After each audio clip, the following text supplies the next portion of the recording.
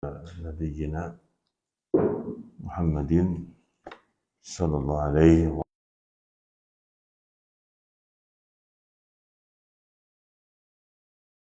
وحده لا شريك له وأشهد أن محمدا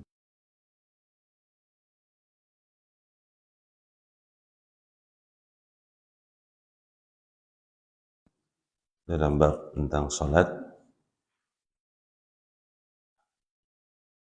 Sahib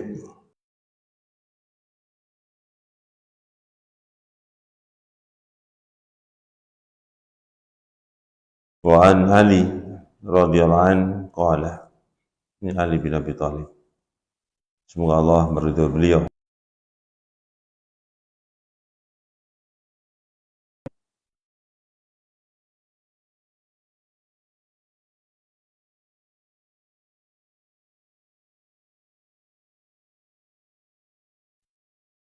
Fakuntu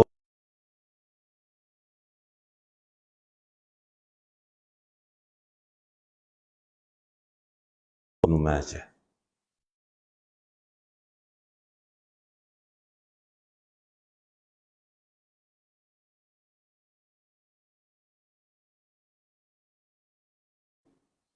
Masuk kepada beliau.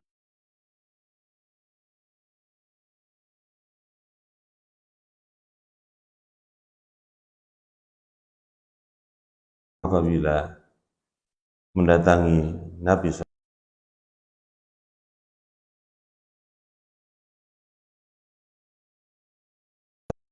batuk-batuk,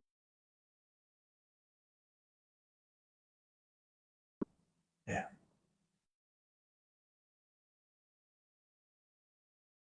Cerita tentang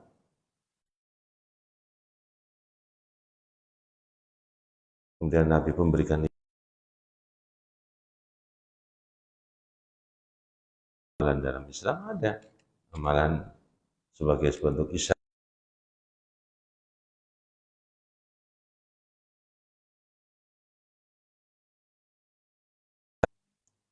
Ya, walaupun itu saudara atau mungkin dekat.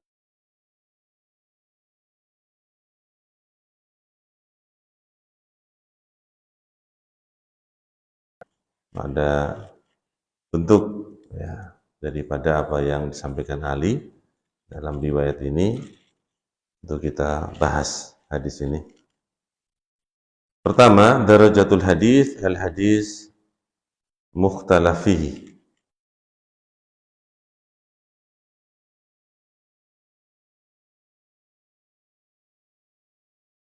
Ada yang menghasankan hadis ini, ada juga sebagian ulama yang mendhaifkan hadis ini.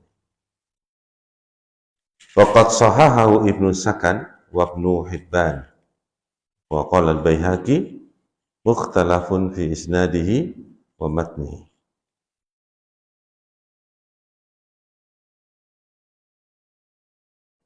Dan berkata Imam Al-Baihaqi, diperselisihkan hadis ini pada sanadnya dan juga pada matannya.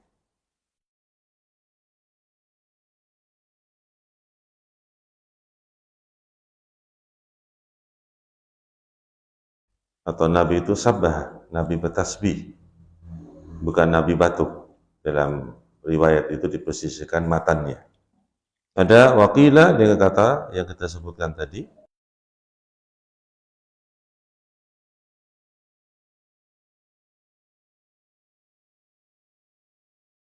Ibni Najih. Dan berkaitan dengan sanadnya itu berputar pada seorang bernama, sanad hadis ini ada seorang perawi bernama, yaitu Ali Abdullah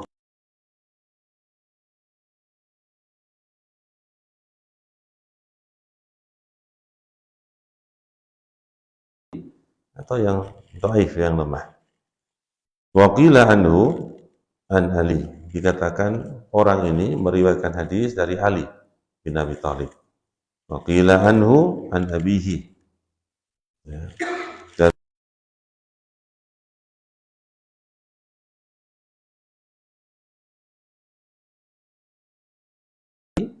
Tapi ada mengatakan dari bapaknya, kemudian baru dari Ali. Qala Ibnu Ma'in, berkata Ibnu Ma'in dalam ulama yang lain, lam yasma'u lam yas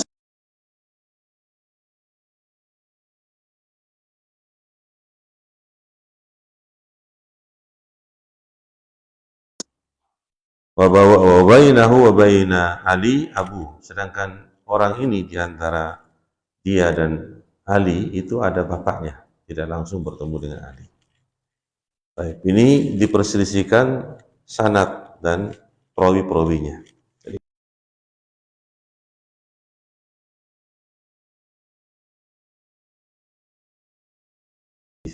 Ilmu hadis itu ilmu khusus. Hanya saya membacakan karena dibahas di sini. Baik, nanti saya bahasakan dengan bahasa saya. Kalau gampangnya, ini kan bahasanya para ulama hadis. Saya bahasakan dengan bahasa saya nanti. Insyaallah. Wa qad dha'afahu an-Nawawi, juga Imam Nawawi mendhaifkan hadis ini fil Majmu' dalam kitab Al-Majmu'. Qala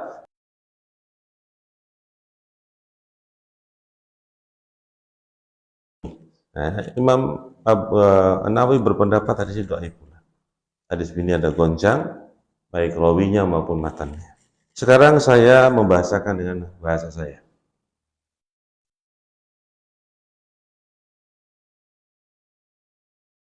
Dengar itu kan memang semuanya itu akan berujung pada Nabi kalau memang sanadnya itu bersambung sampai kepada Nabi. Sanad itu apa? Sanad itu adalah orang-orang yang meriwayatkan Iwan mendengar dari si Tony, terus naik terus sampai kepada seorang yang berbicara, asal daripada suatu pembicaraan. Itu namanya hadis, bercerita. Nah, di dalam sanad-sanad itu ada seorang bernama Ali bin Abdullah.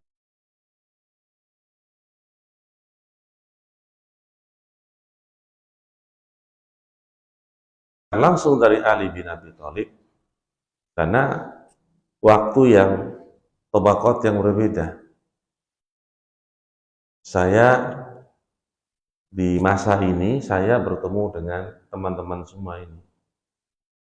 Mungkin ada orang yang lebih tua dari saya, mungkin jauh umur 80-90-an yang sudah meninggal mungkin. Dan saya tidak pernah mendengar hadis dari orang yang umur 90 ini.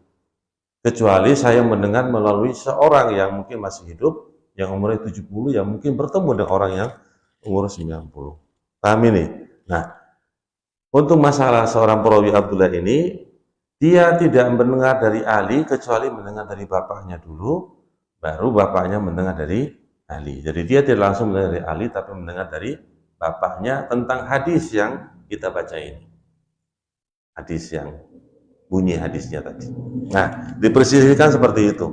Ada yang mendhaifkan, ada yang mensahihkan. Juga dalam hal matan hadis itu yang disebutkan di sini, isi daripada matan hadis itu.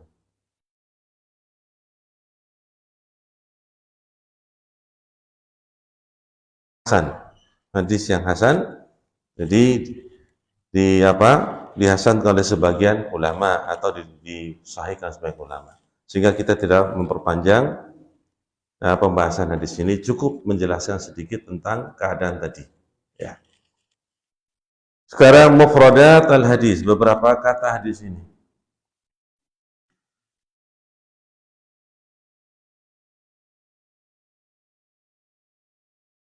Kun ad-dal wa kha mu'jamah, tasniyah madkhal. Kata madkhalan itu bentuk dua dari kata tunggalnya madkhalun.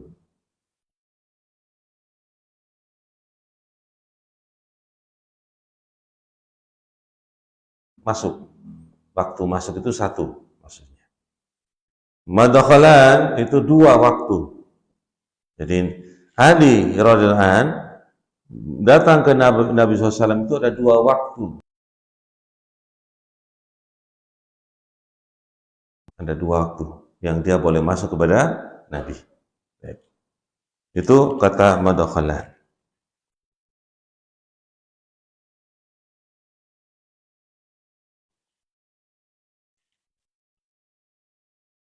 tanahna atau tanahna, ya, tadi baca dengan tanahna,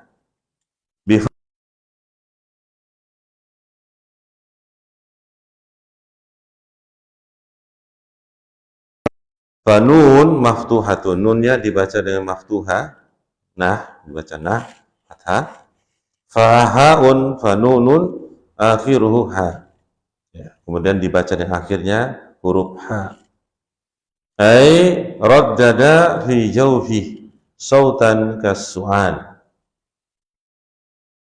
itu bergetar suara di dalam roh.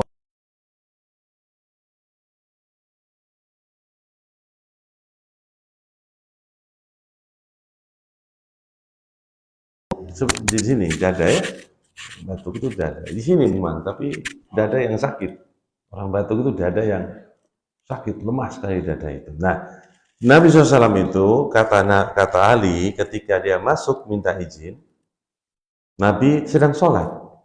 Nah, Nabi itu memberi isyarat iyanya itu dengan paham ya? Nah, sehingga Ali pun masuk. Itu maksudnya.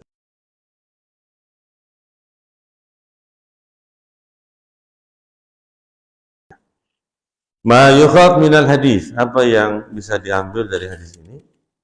Yang pertama, silatu Ali ibni Abi Thalib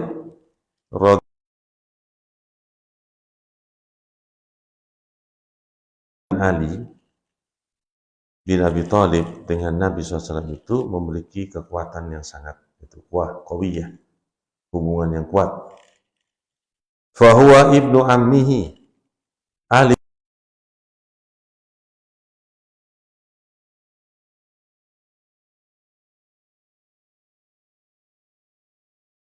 Abu Thalib, Ali bin Abu Thalib. Jadi Ali itu putra daripada bapaknya bernama siapa? Abu Thalib. Sedangkan Abu Thalib pamannya Nabi Muhammad SAW. Walaupun Abu Thalib itu dengan takdir Allah meninggal dalam kondisi apa? Kafir. Ya, dengan takdir Allah, tapi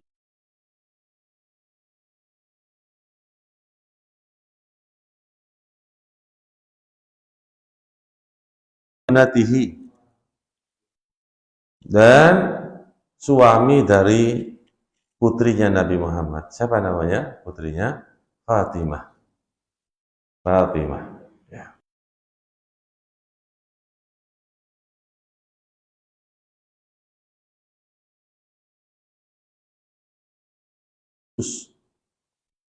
Dan lebih dekat di antara para sahabat kepada Nabi Muhammad SAW. Lida, oleh sebab ini, falahu waqtani ya'ti fihi ma'an Nabiya SAW fi maskanihi.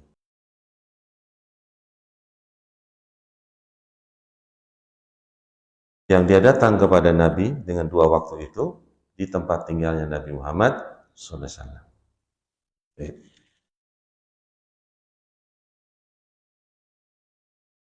Dan dahulu ketika Ali datang kepada Nabi di waktu itu, Nabi sedang sholat.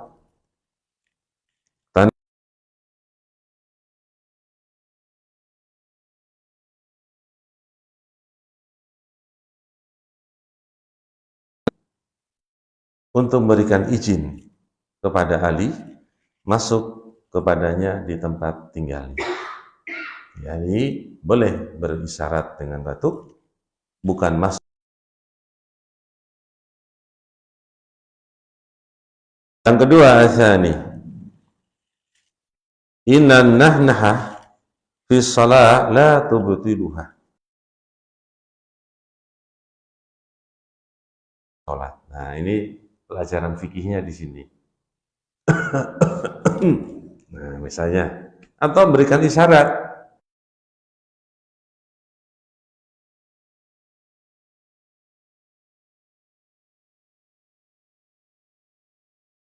Ana minha harfan, walaupun mungkin dibangun di atas batuk-batuk tadi ada dua huruf. Kalau dibangun ada dua huruf yang mungkin terlontarkan dari batuk-batuk tadi. Mungkin apa? Huruf apa tuh? Ha-ha.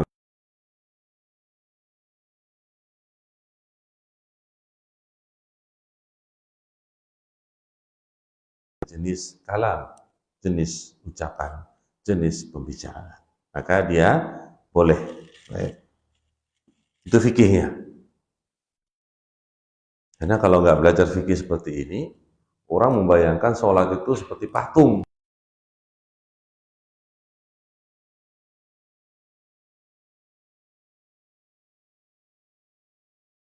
Oleh, bahkan napasnya satu napas.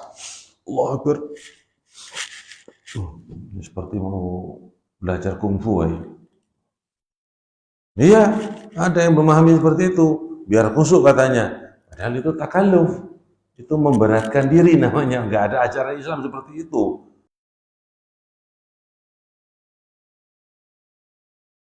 Tentang sholat yang khusyuk. Padahal dia sendiri belum tentu khusyuk. Gitu. Dipikir sholat khusyuk itu gampang apa?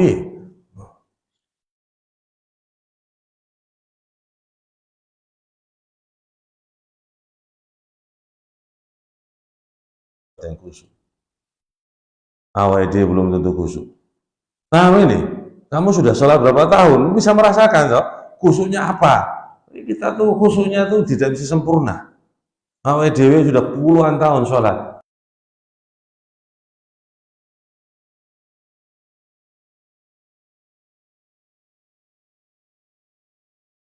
Juga. Sederhana saja khusyuk itu. Sholat itu niatnya karena Allah, kemudian konsentrasi sholat itu saya sholat maghrib, baca Qur'annya, konsentrasi baca Qur'annya, kemudian sujud rukunya juga saya.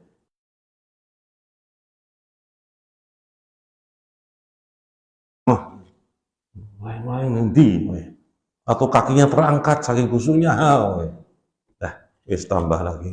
Jadi seperti itu berarti orangnya belum sampai tingkat ma'rifah misalnya. Apa itu?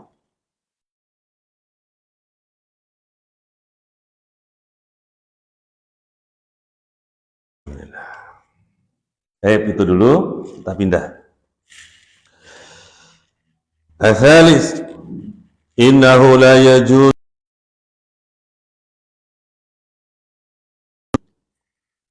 bahwasanya tidak boleh masuk ke dalam rumah seorang kecuali dengan izinnya. Masuk ke sebuah rumah tempat tinggal itu harus dengan izin dulu.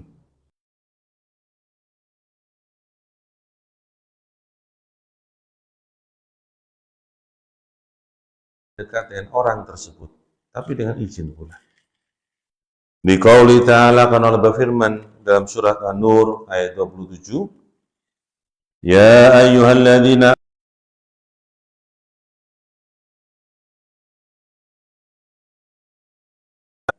wahai orang-orang yang beriman, janganlah kalian masuk ke sebuah rumah yang bukan rumah-rumah kalian, sehingga kalian itu minta izin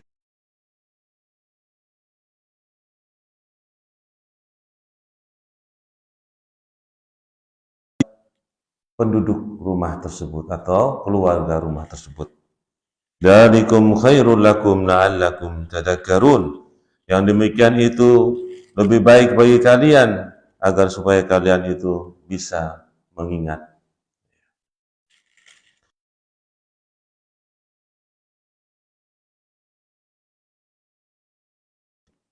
Dan berikan salam. Ya.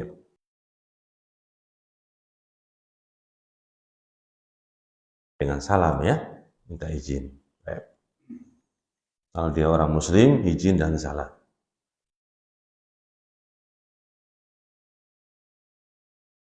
Tabi'ah yang keempat, al-idhnu bid-dukhul yakunu lafdhiyan wa urfiyan. Izin untuk masuk ke sebuah rumah itu bisa dengan lafadz.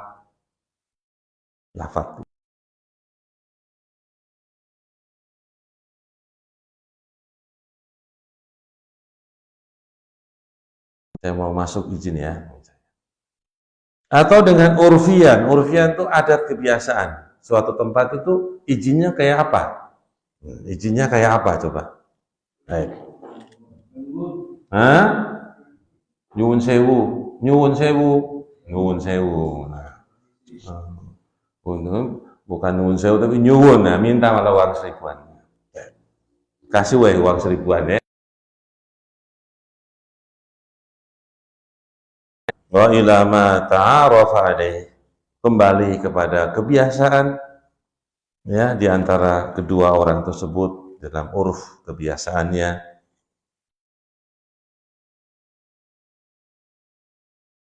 tersebut. Wa yakfi fiha raghbata sahibil manzil fitukhul. Cukup padanya adalah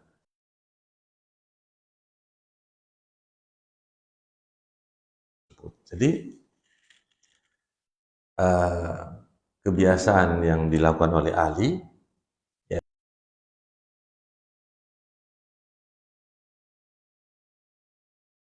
kebiasaan demikian berarti itu sudah apa? Kebiasaan Nabi memberi izin kepada siapa? Kepada Ali apabila dia sholat. Dan itu dalam riwayat lain Nabi dengan angkat tangan. Nah, gitu.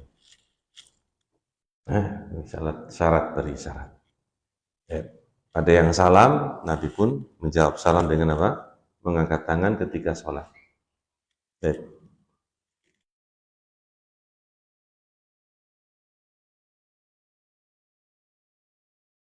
Baina al-aqarib wal ashab, disunahkan untuk menyambung hubungan antara kerabat-kerabat dan sahabat-sahabat, teman-teman.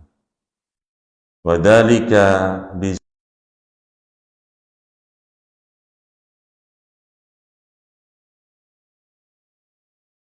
atau dengan cara berkumpul, ijtima'. Wa ayyakuna lil kabir wa sahibil qadri al-haq,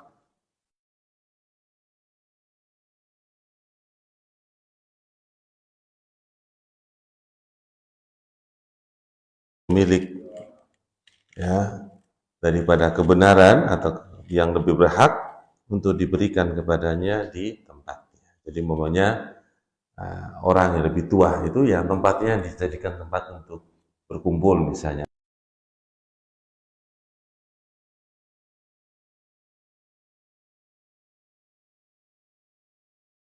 Itu asalnya, Bang ya. Jadi kalau sudah anak, artinya orang yang lebih muda itu mengunjungi orang yang lebih itu adabnya. Jadi kalau kita sudah anak-anak sudah dewasa, justru terbalik, kowe nggak pernah tanya tentang Abi, itu harusnya begitu. Anak-anak itu sudah dewasa misalnya, kok masih anak-anak terus? Enggak, umurnya sudah 20.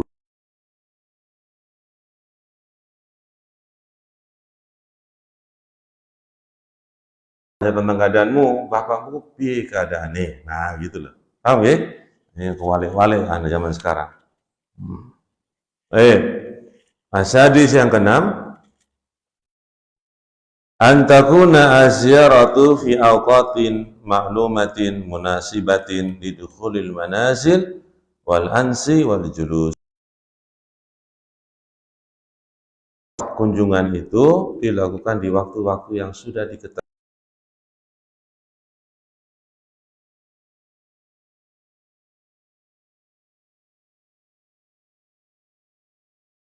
Julus. Ya. Fa amma an takuna mufaja'atan, kalau keadaannya tiba-tiba, au fi awqati la yarghabu dukhul fiha wal julus, atau di waktu-waktu yang tidak diinginkan untuk masuk padanya, untuk duduk padanya, fahuya,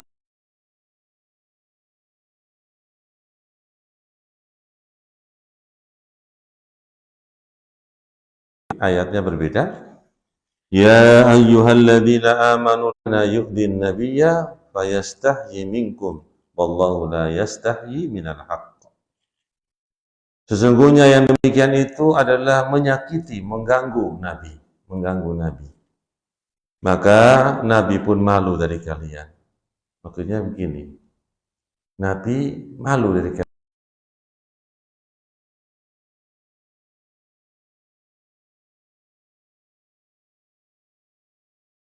Allah tidak malu daripada kebenaran. Telah berlalu fi ayati surat Nur, dalam surat An-Nur juga tentang kurang lebih seperti itu, dari larangan masuk kecuali dengan izin. Yang 7, istihbab salatin nafilah,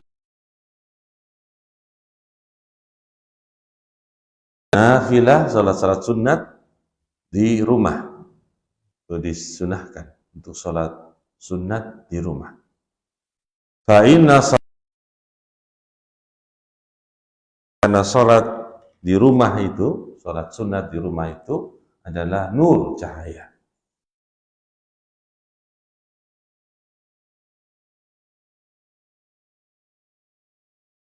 Muslim, anna Nabiyya sallallahu alaihi wasallam qala, sungguhnya Nabi SAW pernah bersabda, ayyuhan nas, wahai sekalian manusia, sallu fi buyutikum, salatlah di rumah-rumah kalian, fa inna afdhala salatil mar'i fi baitihi illa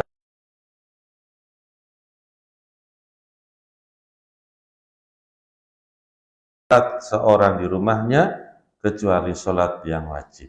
Berarti salat yang wajib itu dikerjakan di masjid-masjid Allah. Dalam hadis ini pula, hadis yang lain banyak memerintahkan untuk salat di masjid. Para laki-laki itu, lanang-lanang, lenang-lenang itu. Jadi yang namanya wong lanang, wong lenang itu dipintakan sholat di masjid kalau tidak ada uzur.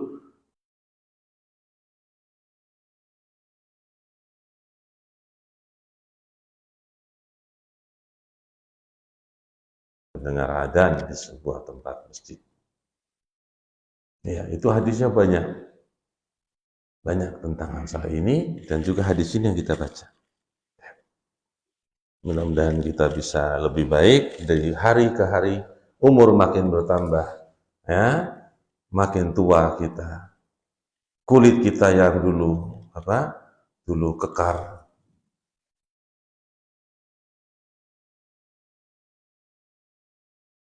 terus dan kering. Sopo kuwi? Langsung tanggap semua. Apa kuwi? Sopo kuwi? Sopo? Tubuhnya kekar, terbakar matahari, kini kurus dan sopo kuwi? Sopo?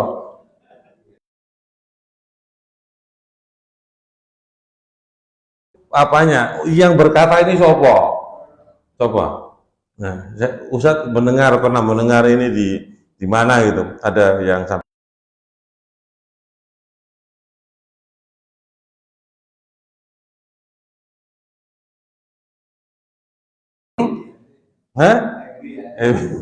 kenal semua orang, makanya wongnya sepuh-sepuh jadi tak takon.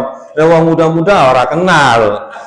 Itu bukan zamannya. Makanya aku nukil lagi wong zaman panjenengan gitu. Ya, kalau anak muda-muda orang tak takon, orang kenal.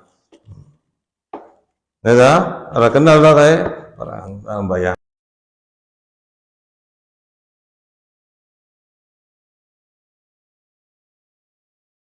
Keriput maupun mau binaraga atau binarangka itu tetap keriput, ya. Binaraga pun tetap keriput kalau sudah tua. Nah, jadi makin tua itu maksudnya tubuh semakin lemah, pikiran semakin lemah, mata semakin lemah.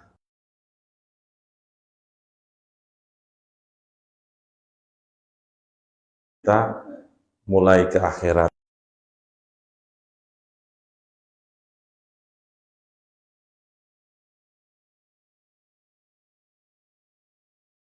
Cerdas adalah apa? Dirinya, bukan kepada orang lain saja, kepada dirinya.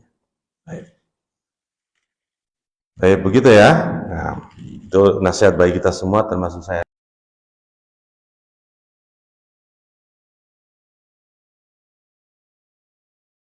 Makin tua, jenggotnya dulu hitam, sekarang mulai hitam putih. Penglihatannya mulai pakai kacamata, kalau baca nggak pakai kacamata raiso. Iya, itulah semuanya kita saling menasihati. Barakallahu fikum. Baik, satu hadis ini saja. Cukup ya.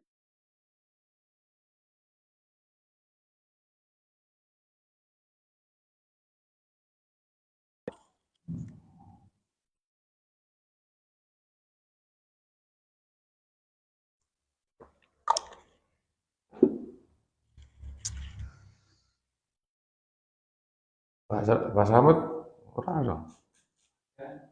Hmm.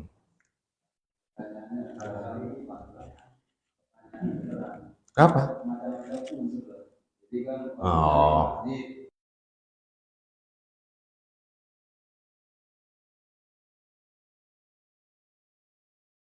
Misalnya pusing biasanya, dia kalau berangkat ke masjid itu bisa menambah sakitnya karena pusingnya itu bisa membuat dia lebih gak bisa gitu. Atau mungkin dia batuk itu mengganggu jamaah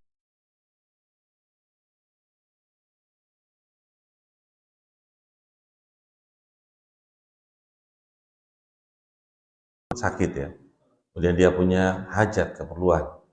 Misalnya hajat keperluan itu harus menyelesaikan sesuatu yang harus dia selesaikan di rumah, seperti adanya api yang harus dipadamkan misalnya. Hal yang penting. Jadi harus menjaga sesuatu di rumah yang memang itu sesuatu yang tidak bisa ditinggalkan. Itu hajat keperluan namanya udzur, tujuan syar'i. Atau dia capek, kesel. Capek yang sangat. Kata Nabi itu, dalam hadis yang lewat, kalau kita ngantuk, dan ngantuk itu mengalahkan kita, maka kita disuruh tidur dulu, baru sholat. Karena kalau kita dalam kondisi sholat, dalam kondisi ngantuk, itu dikhawatirkan bacaan kita semua itu salah semua.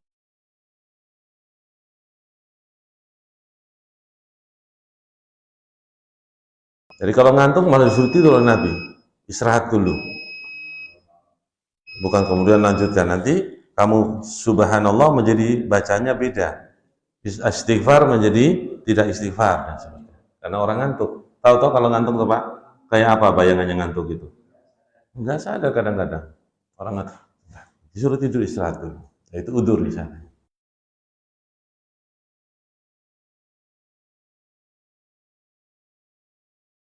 Hah?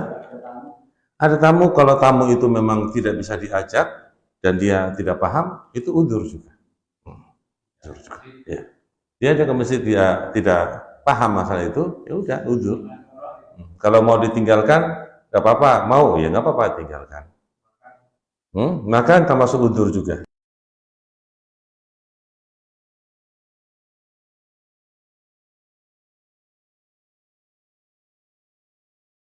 Kalau memang merasa itu makannya belum selesai, ya nggak apa-apa. Itu riwayat dari Abu Hurairah. Abu Hurairah mengamalkan itu.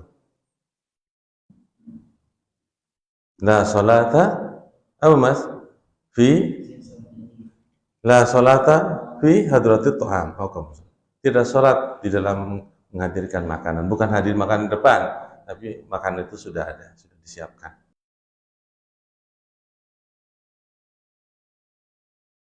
Nabi Muhammad SAW. Tapi kalau kita milih duluan daripada makan sedikit kemudian kita sholat, itu lebih utama karena mengikuti sholat itu lebih utama. Tapi karena memang orang itu akan berpikiran dalam sholatnya tentang makan, itulah yang menjadi illah. Jangan sampai dia tidak khusyuk karena mengingat apa? Makanan. Apalagi makanan yang dihidangkan itu kesukaannya sudah 10 tahun.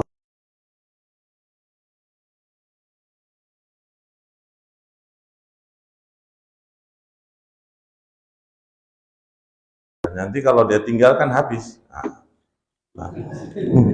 Iya. Pernah makan empek-empek Palembang Ibu Hajah Sumarno.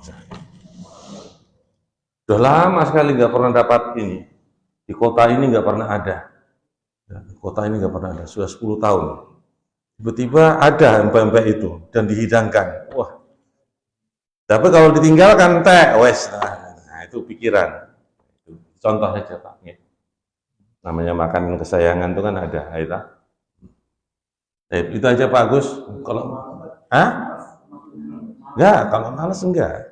Malas itu kan Nabi berlindung daripadanya.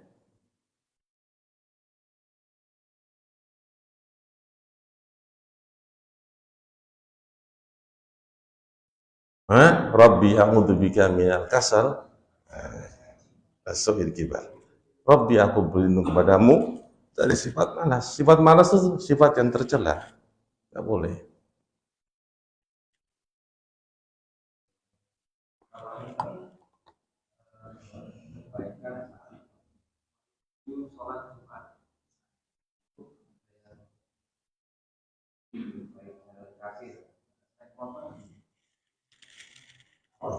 Fattakullah mastata'tum itu.